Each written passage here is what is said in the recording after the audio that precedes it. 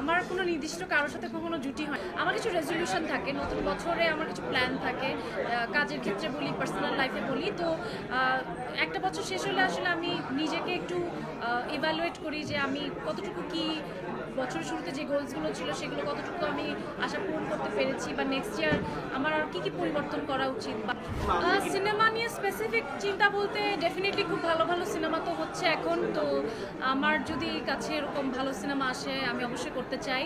আর next year definitely আমার একটা সিনেমার প্ল্যানিং হয়েছে, যেহেতু প্রতিবার প্ল্যানিং পর্যন্ত যে এরপর আর কোনো ভালো কোনো খবর দিতে পারি না। সো এবার শুটিং ফ্লোরে না যাওয়া পর্যন্ত আমি কোনো কিছু নিয়ে কথা বলতে চাই না। আমার কোনো নির্দিষ্ট কারোর সাথে কখনো জুটি হয়নি। আমি মানে সিনিয়র জুনিয়র সবার সাথে একচেটিয়া কাজ করে গিয়েছি, এখনও যাচ্ছি। ইনফ্যাক্ট সেদিনও একটা নতুন ছেলে প্রান্তর, ওর সাথে আমার কাজ হয়েছে।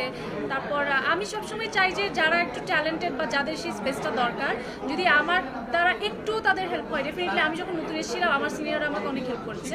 তো সেরকম নতুন কোনো অভিনেতা বা অভিনেত্রী থাকলে তাদের সাথে আমি ডেফিনেটলি খুবই স্বাচ্ছন্দ্য বোধ করি, বিকজ আমার মনে হয় যে নতুনদের থেকে আমাদেরও অনেক কিছু শেখার আছে। তো সব কিছু মিলে আমাদের যত নতুন ইন্ডাস্ট্রিতে আর্টিস্ট ক্রিয়েট হবে তত আমাদের সবার জন্য মঙ্গলজনক। সেরা সংজ্ঞা এক একজনের কাছে এক এক রকম।